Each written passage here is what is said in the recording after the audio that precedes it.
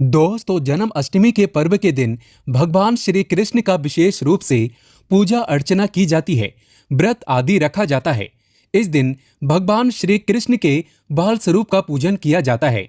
घरों में, मंदिरों में भगवान श्री कृष्ण के लिए झूले लगाए जाते हैं और जन्माष्टमी की रात 12 बजे जन्म उत्सव मनाया जाता है। इस पर्व को भक्तजन बड़े ही श्रद्धा के साथ और जोरों शोरों के साथ मनाते हैं। जन्माष्टमी का पर्व भारत ही नहीं अपितु विदेशों में भी बड़ी धूमधाम के साथ मनाया जाता है। जन्माष्टमी का पर्व बहुत ही खूबसूरत त्योहार होता है। दोस्तों, जन्माष्टमी के पर्व पर व्रत भी रखा जाता है। इस व्रत को व्रतराज कहा जाता है। माना जाता है जन्माष्टमी के दिन भगवान लड्डू गोपाल का पूजन करने से और सच्चे हृदय से व्रत रखने से भगवान लड्डू गोपाल की कृपा से सभी कष्टों और सभी संकटों से छुटकारा मिल जाता है। एक सुंदर पुत्र की प्राप्ति के लिए भगवान कृष्ण का व्रत अवश्य रखें।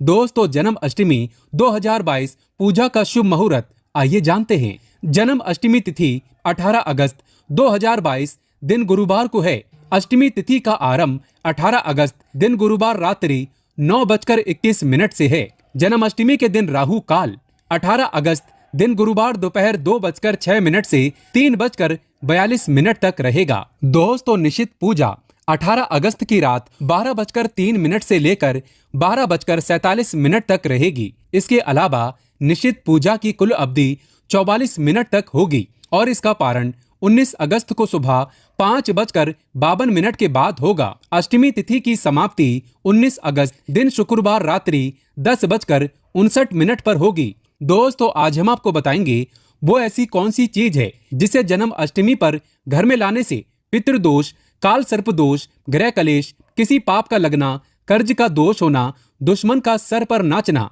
सब ठीक हो जाता है। कहते हैं अगर धन लक्ष्मी को आकर्षित करना हो तो जन्माष्टमी पर घर में ये चीज जरूर लेकर आएं। दोस्तों, ये चीज हम भी अपने घर में जरूर लाते हैं और आप भी ये चीज लाना ना भूलें। भगवान कृष्ण को इन चीजों से अति प्रेम है। दोस्तों, आगे बढ़ने से पहले अभी तक आपने हमारे चैनल को सब्सक्राइब नहीं किया है तो इस चैनल को सब्सक्राइब करके बेल आइकन जरूर दबाइएगा। दोस्तों, विशेष रूप से भगवान लड्डू गोपाल की पूजा रात्रि के समय रात 12 बजे की जाती है। ऐसे में हम जानते हैं ऐसी वो कौन सी चीजें हैं जिन वस्तुओं को जन्माष्टमी आने से पहले अवश्य ही घर में ले आनी चाहिए। भगवान लड्डू गोपाल का नाम आते ही हमारे मन में भगवान के बाल और युवा अवस्था की सुंदर छवि उभर कर आने लगती है। मस्तक पर शोभायमान मोर पंख और उनके अधरों पर बांसुरी मानो भगवान साक्षात रूप में दर्शन दे रहे हैं। दोस्तों, जन्माष्टमी की पूजा में भगवान का श्रृंगार भी बहुत अहम माना जाता है।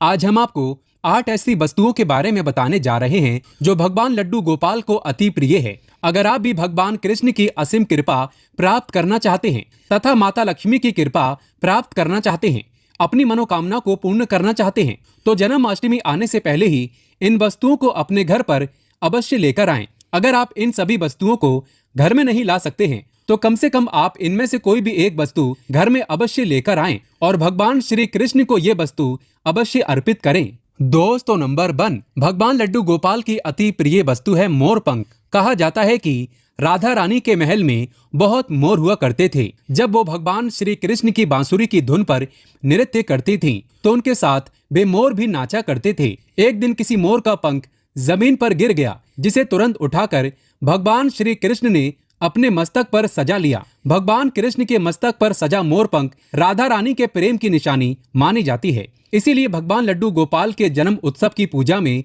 मोर पंखों से उनकी हवा किए जाने का चलन है। इसीलिए जन्माष्टमी पर मोर पंख अवश्य घर में लाना चाहिए। दोस्तों, एक अन्य कथा के अनुसार देवी राधा हर दिन मोर कुटी मंदिर के पास मोरों को दाना देने जाती थीं। एक बार जब देवी राधा वहां पहुंची तो वहां पर एक भी मोर नहीं था। राधा रानी उदास हो गई।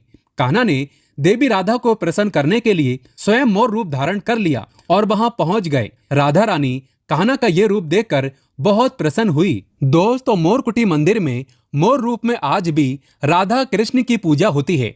इसीलिए भगवान श्री कृष्ण को प्रसन्न करने के लिए जन्माष्टमी की पूजन में मोर पंख अवश्य ही शामिल करना चाहिए। हिंदू मान्यताओं के अनुसार घर में मोर पंख का प्रयोग करने से अमंगल टल जाता है।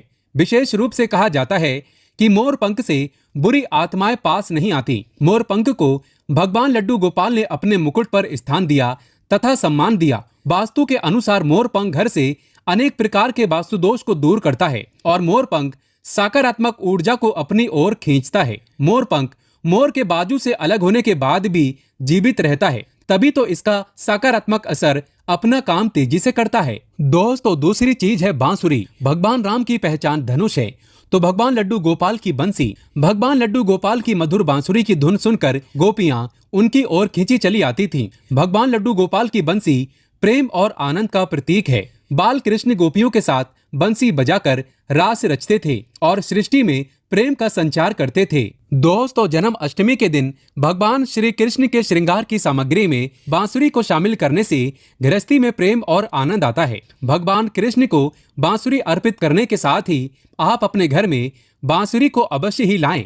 दोस्तों, माना जाता है कि जहां कहीं भी वास्तु दोष हो वहां बांसुरी लगाने से वास्तु दोष दूर हो जाता है। लेकिन ध्यान देना जरूरी है कि बांसुरी कभी भी सीधी नहीं लगाना चाहिए, बल्कि इसे हमेशा तिरछा लगाने से लाभ मिलता है। साथ ही बांसुरी का मुख हमेशा नीचे रहना चाहिए। इसके अलावा अगर दाम्पत्य जीवन में तनाव या फिर कलहपूर्ण वातावरण रहता हो तो सिरहाने में बांसुरी रखकर सोने से बहुत अधिक लाभ मिलता है। दोस्तों, तीसरी चीज है मोर मुकुट।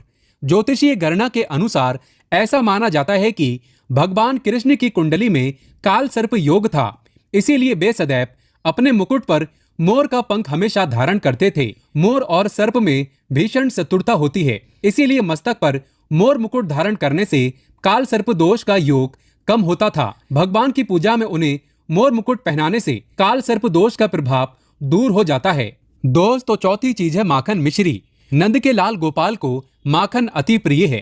कहते हैं जिस रात लड्डू गोपाल का जन्म हुआ उस रात नंदगांव की गोपियों ने सपने में देखा था कि लड्डू गोपाल माखन मांग रहे हैं।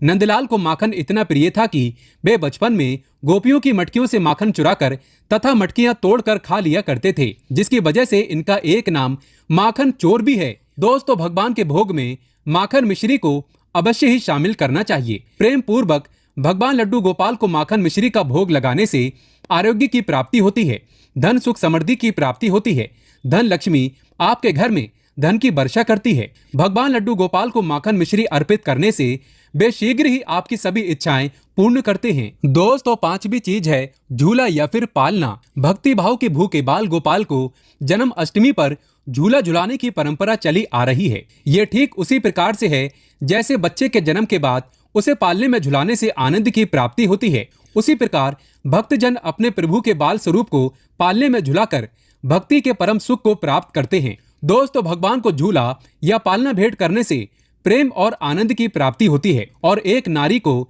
भगवान लड्डू गोपाल की तरह ही एक सुंदर पुत्र की प्राप्ति होती है, जो कि ऐसा बालक भगवान लड्डू गोपाल की तरह ही मनमोहक होता है, सुंदर होता है, आकर्षण से भरा होता है। दोस्तों, छठी चीज है पीले वस्त्र।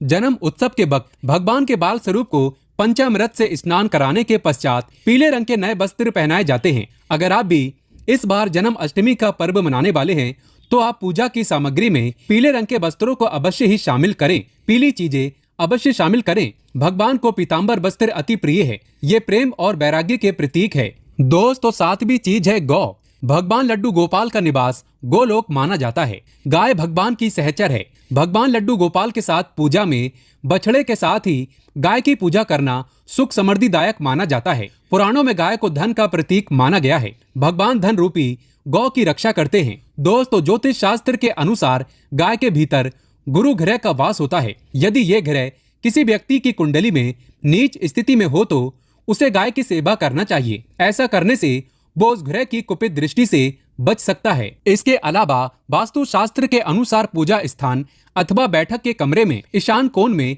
चांदी की गाय और उसका बछड़ा रखने से भाग्य में वृद्धि होती है। इसीलिए आप जन्म अष्टमी से पहले ही चांदी की गाय और उसका बछड़ा अपने घर पर अवश्य ही लाएं। अगर आप चांदी का नहीं ला सकते हैं तो आप मिट्टी का ला सकते हैं, या फिर आप गाय और बछड़े की तस्वीर लाकर भी ईशान कोण में लगा सकते हैं। दोस्तों, आठवीं चीज है गीता की पोथी। भगवान कृष्ण ने महाभारत के युद्ध के दौरान अपने प्रिय सखा और पांडवों में श्रेष्ठ धनुर्धर अर्जुन को गीता का उपदेश दिया था। गीता मोह से निकल के संसार को देखने का मार्ग बताती है। इसे भगवान श्री कृष्ण की वाणी कहते हैं, जो मनुष्य को मुक्ति का मार्ग और कर्म पथ पर चलने का ज्ञान देती है। दोस्तों, इसीलिए भगवान की पूजा में गीता की पोथी जरूर रखनी चाहिए और रात में जागरण करते हुए गीता का पाठ हर हाल में अवश्य करना चाहिए। जन्म अष्टमी के शुभ अवसर पर भगवान लड्डू गोपाल की असीम कृपा प्राप्त करने के लिए आप जन्माष्टमी से पूर्व ही इन चीजों को अपने घर पर अवश्य ही लेकर आएं और इन्हें भगवान की पूजा में शामिल करें।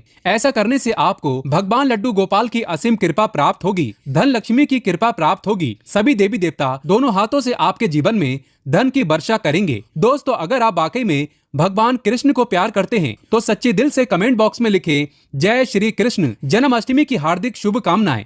एक लाइक तो बनता है।